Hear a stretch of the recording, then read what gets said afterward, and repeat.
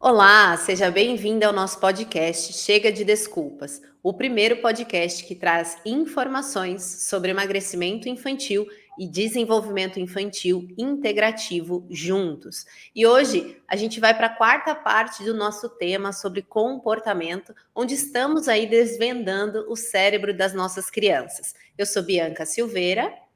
Eu sou Fernanda Mello e para finalizar essa sequência de 4 episódios, né, nós vamos falar hoje sobre inadequação assumida.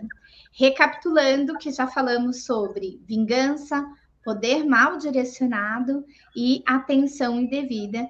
E hoje nós vamos para a quarta e última comportamento que a criança traz naquelas situações de birra e como é que a gente vai compreender que essa criança ela está nesse processo e que ferramentas nós podemos utilizar para ajudar a nossa criança a se comunicar melhor, né? E a gente conseguir compreender o que está por trás desse comportamento.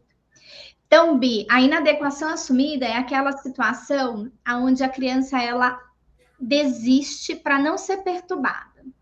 Então, ela prefere não, ela acredita que ela não é capaz de fazer determinada coisa.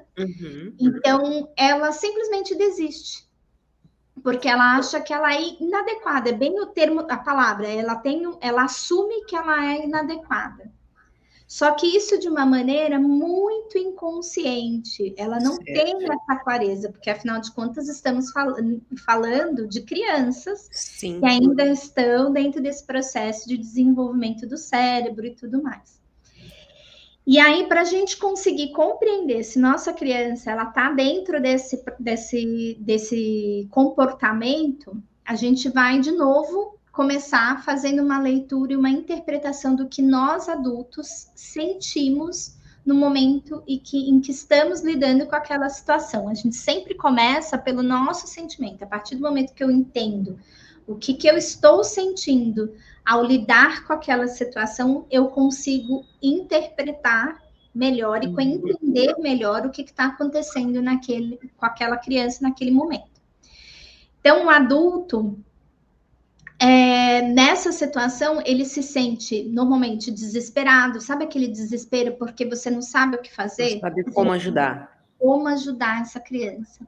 A gente se sente incapaz, a gente se sente impotente e a gente se sente inadequado. Então, é bem aquela impotência, porque você quer ajudar essa criança, você quer levar essa criança para um comportamento, enfim, e a gente se sente impotente. Né? Me veio aqui na cabeça uma coisa muito interessante em relação à parte esportiva da criança, porque acontece muito isso num grupo onde as idades ali são variadas e algumas crianças conseguem fazer um tipo de atividade e outra não. Por exemplo, andar de bicicleta. Né? Me recordei agora, porque na escola das crianças teve o dia de levar bicicleta e o meu filho de 4 anos já foi com a bicicleta sem rodinha para brincar.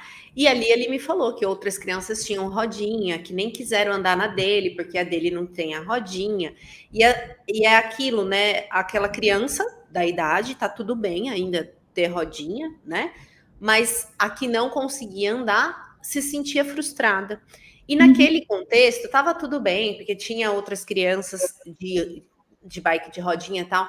Mas o que me veio à mente, num dia que eu fui passear com eles de bicicleta, e eu estava no parque com as minhas crianças, e eu vi um pai com um menino, ele devia ter uns 13, 14 anos, o menino, ensinando esse menino a andar de bicicleta, uma bicicleta grande, que não era nem da altura dele, ou seja, era a bicicleta do pai, não era adequado para o tamanho, tanto é que ele não conseguia alcançar o pé no chão, o pai que tinha que estar ali segurando, e esse pai, ele brigava com o filho, ele, não é possível que você não consegue. Então, assim, o pai estava reforçando uma coisa que aquela criança não tinha aprendido no processo de crescimento dele.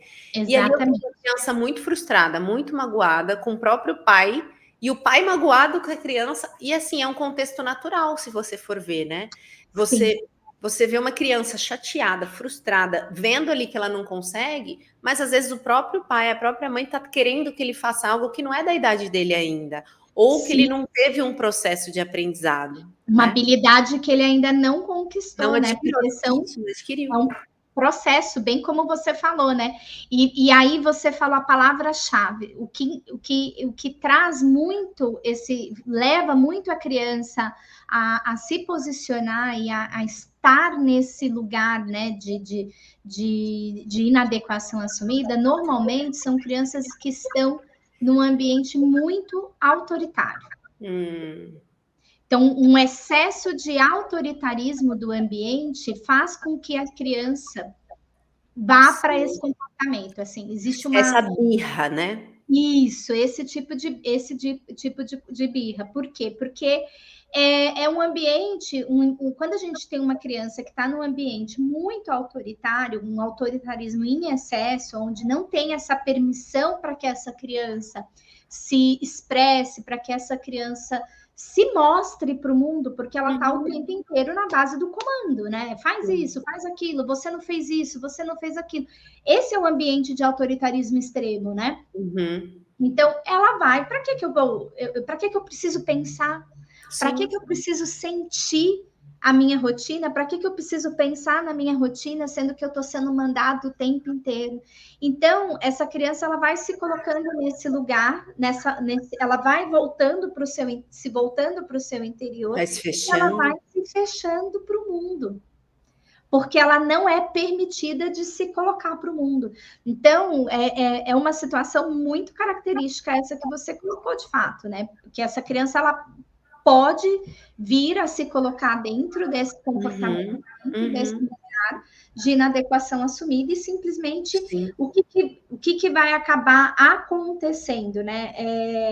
Essa criança, ela acaba recuando, essa Ali criança, eu vi, nesse contexto que eu estava assistindo esse pai com essa criança brigando, o menino desistiu. Ele jogou a bike no chão, jogou de bravo mesmo. Ele falou: "Eu não quero mais, não consigo". E foi embora, e largou a bicicleta e largou o pai lá. ele assumiu que ele não consegue fazer uma coisa porque ele nem conseguia tentar, né? Sim, muita pressão, né? Exatamente. E aí o que acontece é que, assim, se a gente fosse acompanhar essa família, enfim, existe uma tendência dessa criança ela nem querer mais tentar, Uhum. entendeu?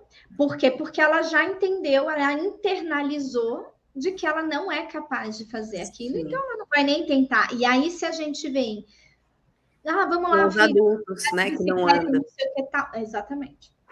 E se a gente vai chamar essa criança para vamos andar de bicicleta e tal, é a hora que ela vai falar assim, mas eu não sei andar. Vai É. passar na cabecinha dela. Eu não sei andar, eu não sou capaz de fazer isso, e aí ele acaba entrando algo que possa ser parecido até com uma disputa de poder, e vem a birra, vem o mau Uhum. comportamento, essa agressividade, esse impulso de retalhar, né, de discutir com o pai, e aí começa a o que a gente chama de birra, o que a gente chama de mau Mau comportamento. comportamento. Mas por quê? Porque essa criança ela não foi encorajada lá atrás a fazer algo, ela foi Uhum. anulada, né? Tem alguma crença aí escondida. Exatamente. E qual que é essa crença que está escondida por trás desse comportamento? Essa criança, ela realmente acredita que ela não é, ela não acredita que pode ser aceita. Hum, Então, por isso, ela vai convencer os outros a não esperar nada dela. entendi. Então ela entra no que pode parecer uma disputa de poder na hora que a coisa está acontecendo. Para quê? Para que esse adulto ele acredite que ela não é capaz de fazer aquilo mesmo. Entendeu? E aí desiste de tentar. E aí desiste de tentar, porque essa é a reação que a gente acaba tendo como adulto quando uma criança entra num comportamento. A gente se sente impotente, a gente se Uhum. sente inadequado, e a nossa tendência a reagir é como? É desistindo, e falar assim, então Desistir. vamos Ai, lá, você não quer? chega. Então também não vou fazer, né? E Aham. acaba desistindo também, né? Acaba cedendo, né? E muitas vezes a gente pode também, outra coisa que pode acontecer de reação nossa é fazer pela criança aquilo que ela é capaz de fazer.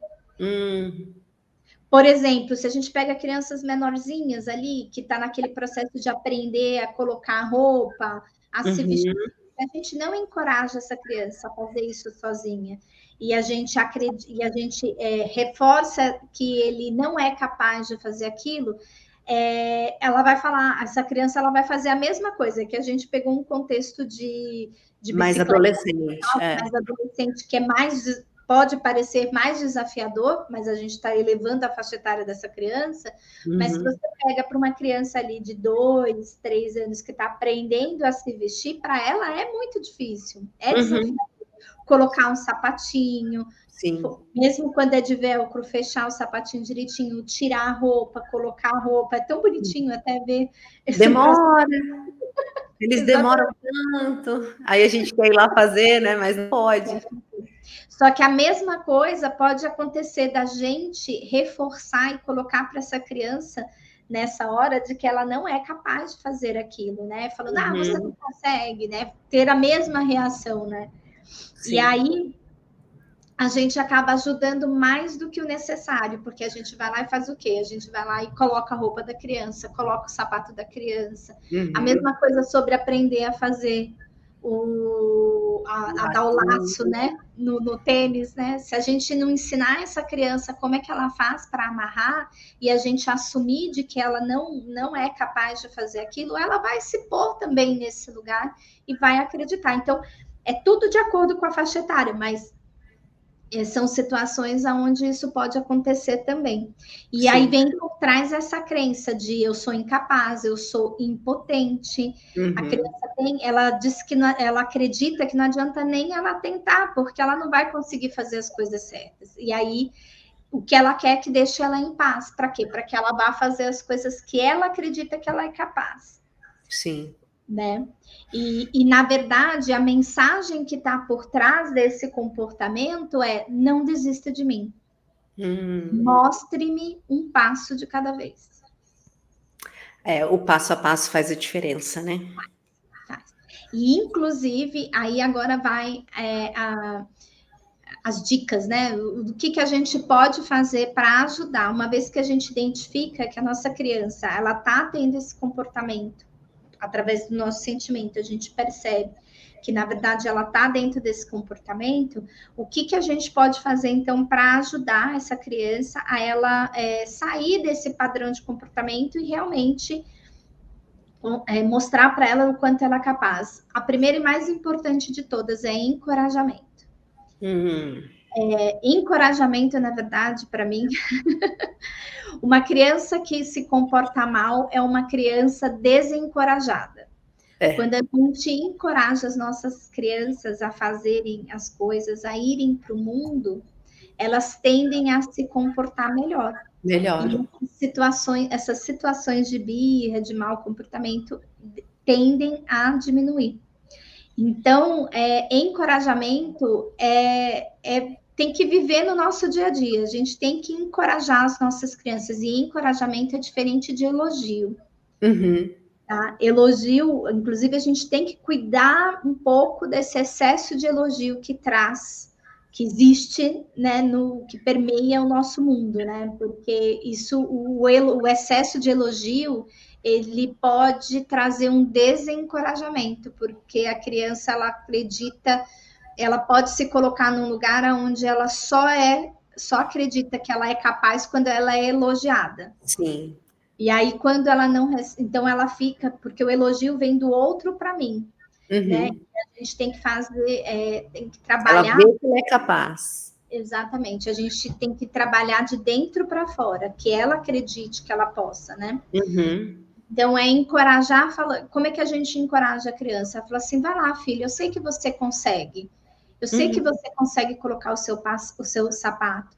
Ou no caso desse exemplo que você trouxe, filho, vai, eu sei que você consegue andar de bicicleta. Eu sei que você consegue subir na bicicleta. Eu sei que você é capaz de fazer isso. É reforçar o quanto essa criança, ela é capaz, mesmo que ela vire para você e fale que ela não pode, que ela não é Uhum. capaz, que ela não é boa nisso, Uhum. né? Porque é uma frase que eles podem trazer para a gente: eu não sou Sim. bom nisso. Sim, você é bom nisso. Todo mundo pode se tornar bom, Sim. Treino né? é fazer, é repetição, né? É. Exatamente. E outra ferramenta que eu gosto muito para essas situações é a que a gente chama de pequenos passos, que é você mostrar um passo de cada vez. Então, por exemplo, pegando esse exemplo dessa criança que você trouxe, é você falar Uhum. assim: não, filho, agora você vai subir na bicicleta, agora você vai colocar um pé nesse pedal e agora você vai colocar o. Eu vou te segurar aqui atrás, eu tô com você, porque isso também ajuda a encorajar a Sim, criança. E você vai fazer o movimento, entende? É você mostrar para a criança um passo de cada vez o sim. que ela precisa fazer para chegar no objetivo, Sim, né? e uma construção, para quem não sabe, de movimento para atividade física, as crianças são diferentes para entendimento. Tem criança que entende ouvindo, tem criança que entende olhando e tem criança que entende fazendo. Então, você precisa passar pelos esses processos. Às vezes, um pai, uma mãe quer explicar algo para a criança e a criança não entende bulhufas. Aí, se você fala assim, olha, mamãe, e aí a mamãe vai lá e anda de bicicleta na frente da criança, ele Uhum. pronto, ele aprendeu, porque ele visualizou o movimento que ele tem que executar. E é muito engraçado isso, porque as pessoas não se ligam nesse Sim, detalhe, né? Às sim. vezes, mas eu tô falando exatamente o que você tem que fazer. Não, É, mamãe, comigo é diferente. É comigo você tem que fazer para eu conseguir exatamente. replicar. Então é importante também trazer isso para as mães entenderem que pode ser falado, pode ser escrito, dependendo da criança, ou fazendo aquilo, né? Sendo exemplo também. Com Então, certeza. E é importante ter esse tempo de treinamento, né? É sim. importante ter essa dedicação, essa atenção e a gente ter muito cuidado com o nosso perfeccionismo, Ah, com porque certeza. trazer esse excesso de perfeccionismo para essa criança nesse momento, e aí isso vem, esse excesso, essa necessidade de perfeição que esse adulto pode ter Uhum. para essa criança, pode gerar uma crítica, Sim. porque inconscientemente nós, né, podemos agir dessa maneira. Então, a gente, pelo nosso excesso de perfeição, a gente pode retomar, né, falar para a criança em Uhum. forma de crítica. Então, é uma criança que a gente tem que tomar muito cuidado. Na verdade, de forma geral, a gente tem que tomar esse cuidado com crítica com criança, né? Porque a gente Uhum. tem que tomar cuidado com esses rótulos. A gente já falou sobre isso aqui, né? Mas ainda mais uma criança que está dentro desse comportamento de inadequação assumida, porque quando você faz a crítica, é como se você estivesse validando aquilo que ela está sentindo, Uhum. né? Sendo que a gente não Dá quer, mais a gente contexto, quer né. tirar exatamente. Você está dando aquele, dentro do behaviorismo, a gente chama de um reforço positivo, que é para um comportamento que, na verdade, é É negativo, inadequado. É. inadequado, né? Então, é evitar a crítica, ao invés da gente trabalhar, focar na crítica, naquilo que a criança não é capaz, é a gente valorizar aquilo que ela, os acertos, né? Então, é fazer ela perceber cada vez que ela acerta, cada vez que ela consegue fazer aquilo sozinha. Então, por exemplo, mesmo que não seja perfeito aquele movimento, pegando como você Uhum. falou, né? Mesmo que não seja perfeito, extremamente bem executado, falar para essa criança: nossa, você percebeu como você conseguiu fazer o movimento? Sim. Ao invés de virar e falar assim, só precisa melhorar agora. Não. Exatamente. Tem um processo, né, para você chegar daquilo que você não sabe para a perfeição ou para um movimento mais adequado. E esse Exatamente. processo demora. Demora. Demora um pouco. Para qualquer movimento, para qualquer atitude, para qualquer coisa, né? Até É, mesmo uma construção de rotina, que a gente fala muito sobre isso. Não é de um dia para o outro, não é porque você anotou no seu caderno uma planilha de horários, de rotina, que aquilo vai acontecer no dia seguinte e que vai funcionar todos os outros dias. É realmente uma construção, né? Exatamente, é uma construção e é muito importante a gente ter essa validação e esse acompanhamento com a criança, sabe? Uma coisa que eu gosto muito, principalmente quando a gente pega adolescentes, os pré-adolescentes e por aí, a gente, e é pouco exercido dentro das casas, é pouco feito nas casas, é também a reunião de família, né? Fazer esse momento em que a família ela está, fazer como se fosse um evento, uma reunião mesmo, onde todos se sentam na mesa, onde todos conversem e falem como estão se sentindo, como Sim. foi a semana, que assumam e distribuam atividades da casa, né, que compartilhem. É uma ferramenta da disciplina positiva também que é muito pouco usada, que é muito pouco falada, mas ela é muito eficiente para essas situações também. Porque isso faz com que a criança ela se sinta mais envolvida e mais pertencente a esse núcleo, né? Uhum. Mas acho que esses são os pontos-chave. Isso colabora para que esses comportamentos nem apareçam, né? Sim. Quando Sim. você tem essas ferramentas e você aplica elas, você não passa por esse tipo de comportamento. Exatamente. Né? Porque você está ali estruturando emocionalmente aquela criança, né? É aquela educação, como que fala? Educação, eu chamo de emoções. Sim, eu chamo de educação consciente. É quando a gente tem a consciência daquilo que a gente está fazendo e qual é o bem maior que está por trás disso. Você faz isso de forma muito intencional. Né, de conduzir essa criança para que ela tenha um melhor entendimento, né, daquilo que está acontecendo com ela, de como ela está se sentindo no mundo.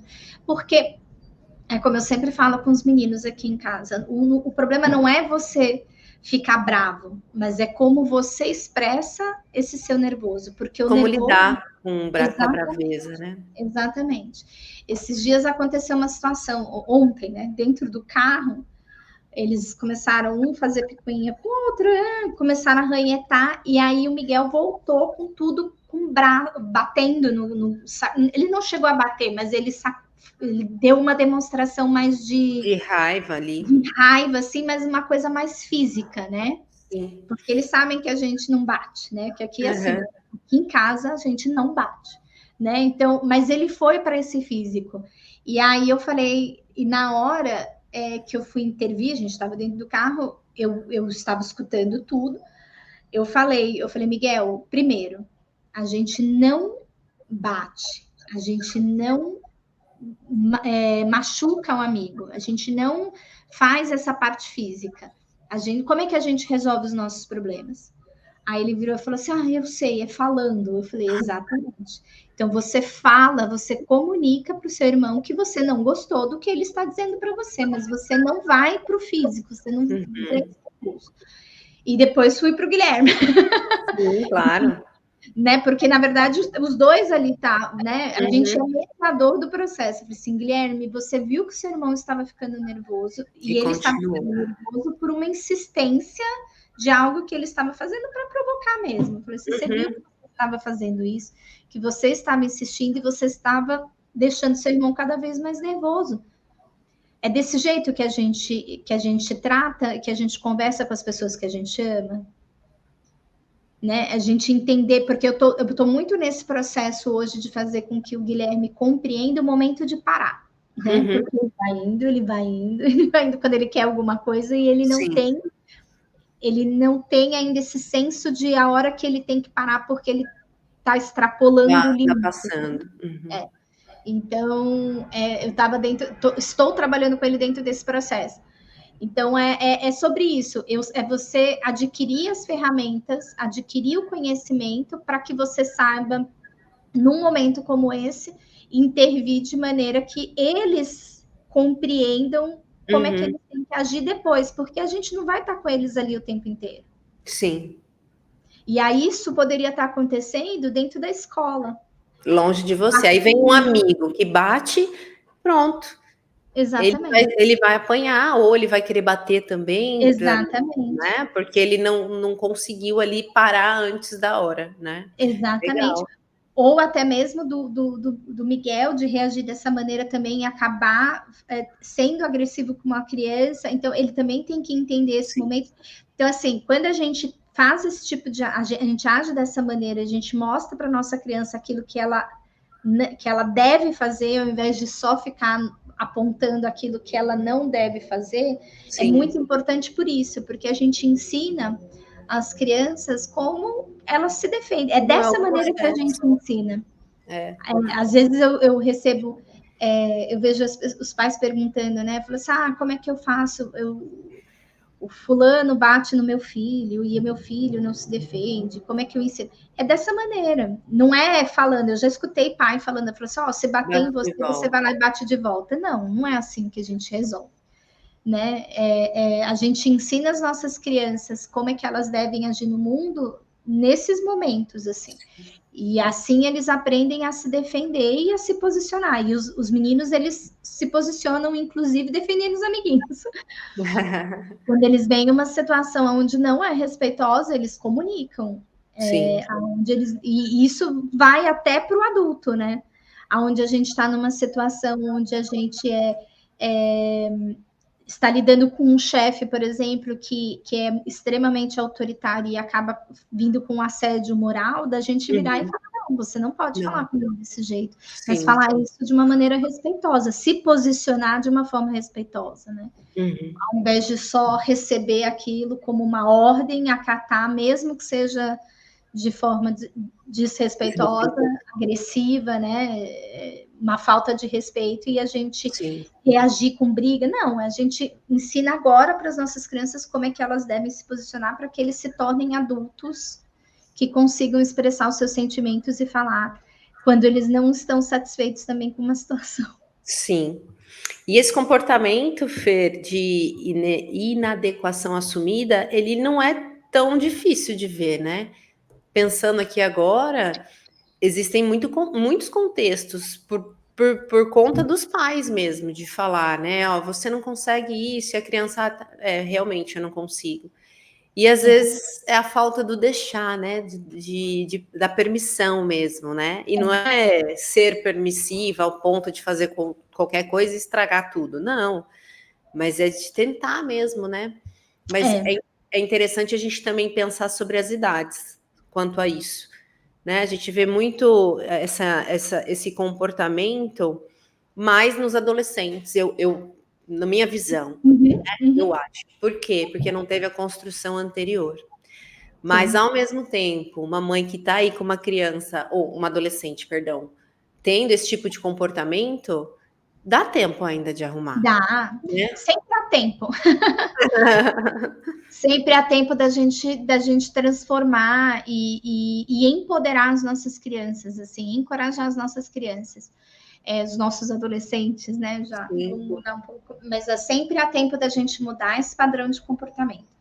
A inadequação assumida, dentre esses 4 comportamentos que nós trouxemos, ela é a que vai provavelmente exigir um pouco mais de energia desse pai, dessa mãe, para transformar esse comportamento e tirar essa criança dentro dessa posição, porque a depender de como foi construído isso, ela vai, e o quanto esse eu sou incapaz, ele está internalizado, vai exigir um pouco mais de energia e de acompanhamento.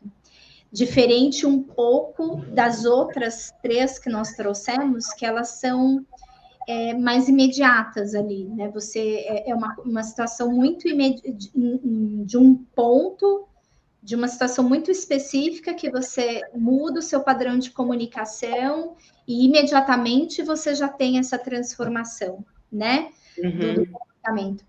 A inadequação assumida, como essa criança, esse adolescente, ele já internalizou que ele não é capaz, ele vai precisar de um pouco mais de tempo, de um processo um pouco mais de tempo mesmo para sair dessa posição e realmente acreditar que não, que ele é capaz.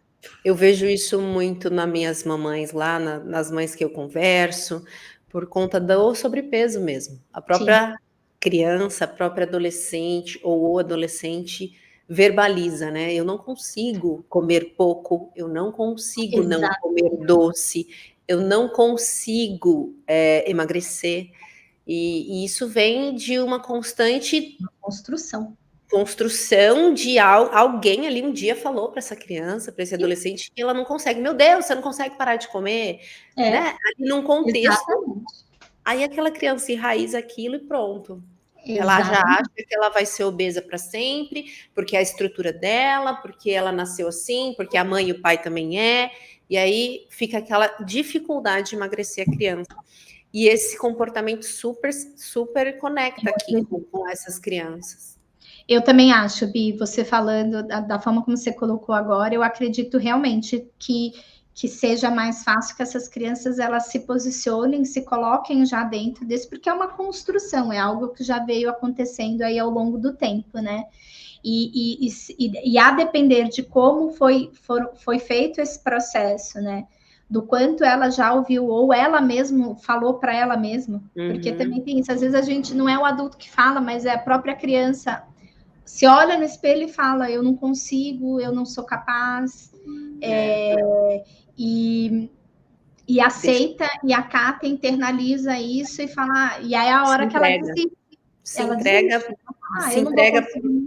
porque ela não consegue ver que ela consegue desconstruir isso, né? Por isso que é muito importante nessa construção, quando a gente pensa em emagrecimento, enfim, nessa transformação, né, desse comportamento, é a gente valorizar todas as tentativas. Sim. Valorizar todas as tentativas, por menor que elas sejam. Sim. E a diariamente. Diariamente, assim. E notar, assim, falar, nossa, filho, eu notei que você não comeu aquele doce na festa, eu notei que você fez o seu prato colocando as porções adequadas, porque você está mostrando e reforçando para essa criança de como ela foi capaz de realizar aquilo. É diferente de parabéns, filha, como você conseguiu comer, entendeu?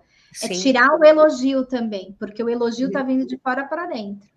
Mas é fazer com que ela perceba que ela está conseguindo, né? Sim. No momento, em todo momento, trabalhar essa questão do encorajamento. O encorajamento ele é fundamental para esse processo. Sensacional. É isso. Muito aprendizado hoje, hein? Muito. Caramba, abre muito a mente, né, da gente falar sobre isso. Mas eu amei. Trouxe muito tema aqui na minha cabeça para falar mais, para a gente trazer mais situações reais mesmo, né, do dia a dia. Sim. Ainda mais a gente que trabalha com essas mães para ajudar a melhorar essas crianças. O real, trazer o que acontece no dia a dia, vale a pena trazer, conversar sobre isso. Até vamos pensar sobre isso para os próximos episódios. A realidade, vamos trazer as realidades. Até vou deixar aqui um pedido, se alguma mãe tem alguma realidade, um contexto aí sobre esse comportamento de inadequação assumida, que é um nome chique para um comportamento nada chique. Mas, enfim, se você tem, coloca nos comentários pra gente, a gente quer saber se você também está entendendo sobre isso, se vocês estão tendo clareza sobre esses comportamentos, se ficou qualquer dúvida de qualquer um deles, pode deixar que a gente responde vocês. Fer, quero te agradecer mais um dia por tanto conhecimento, trazer tanta dica também, porque além do conhecimento, você traz as dicas para a gente saber como lidar com essas crianças. Então, obrigada por hoje. E a gente se vê na próxima semana. Também agradeço todo o convite. É sempre muito bom estar aqui para compartilhar cada vez mais esse conhecimento e a gente poder transformar as nossas famílias, né? Sim, sempre juntas. Muito obrigada, viu? Um beijo. Até a próxima semana. Até.